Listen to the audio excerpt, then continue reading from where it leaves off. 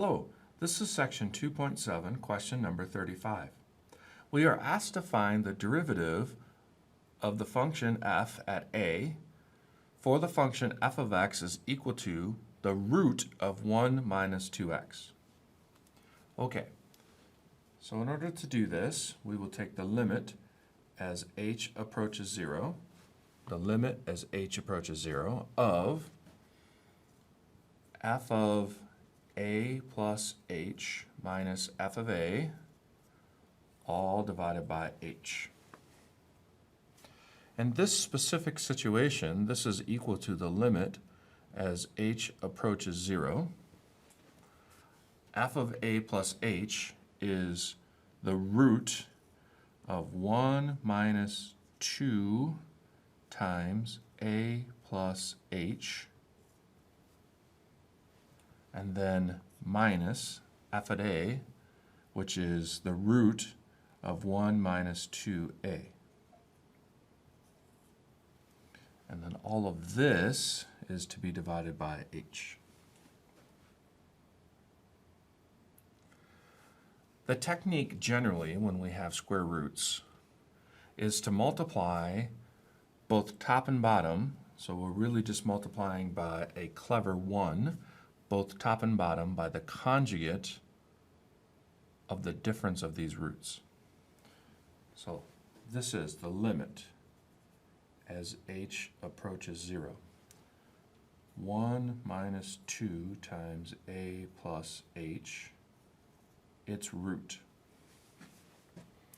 minus 1 minus 2a, take the square root, all over h. And I multiply both top and bottom by the conjugate.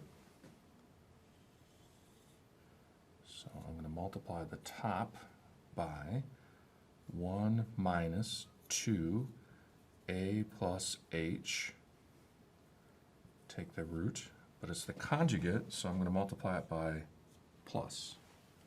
Conjugate I multiply by plus. And then 1 minus 2a, take the root.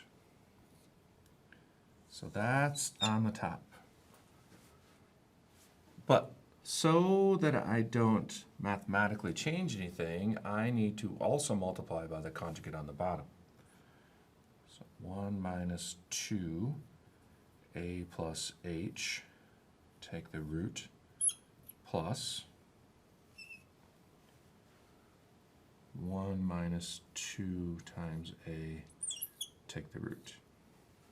So when I simplify the top, I multiply this first term times this first term, and it'll be squared, and the square roots will simplify the squares, and I'll be left with 1 minus 2 times a plus h. Then I would multiply this term by the second term, and it'll be positive. But when I multiply the next, which is this term times this term, it will be exactly the same except for negative, and those two terms cancel out. And then I have minus this term times this term, which simplifies to 1 minus 2a. Be very careful when I multiply 1 minus 2a root times 1 minus 2a root, it simplifies to just 1 minus 2a. But this negative sign applies to all of the 1 minus 2a. So make sure you have a 1 and then parentheses 1 minus 2a. That's being divided by all of this denominator. So h times 1 minus 2a plus h, take the square root, plus 1 minus 2a, take the square root. Okay, now I can simplify the top. So this is the limit as h approaches 0 of, well, I'll have 1 minus 1, so that'll be 0. And then I'll have minus 2a plus this 2a, so that'll be 0. And then I'll have minus h times 2. 1 times 2 times h. So I'll have minus 2 times h on the top. Then I divide all of that times this bottom again.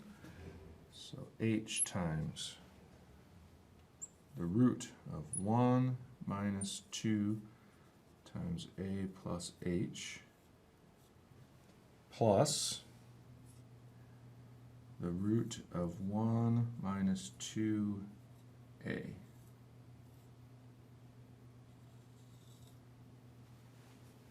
So all of this I can then simplify to the limit as h approaches 0, and I'll have negative 2 on top, this h and that h simplified, divided by 1 minus 2a plus h, all under the square root, plus 1 minus 2a under the square root.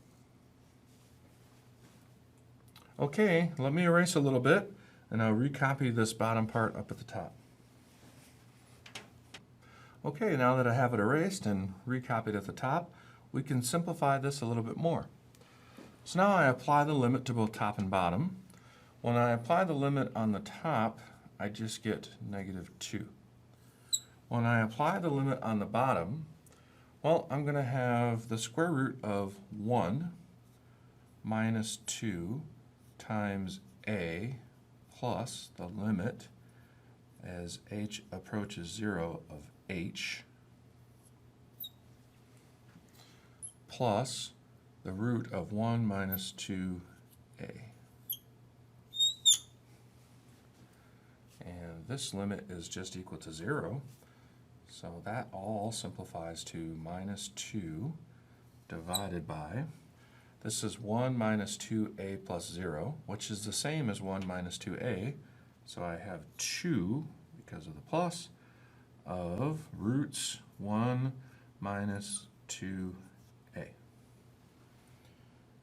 And that simplifies just a little bit more.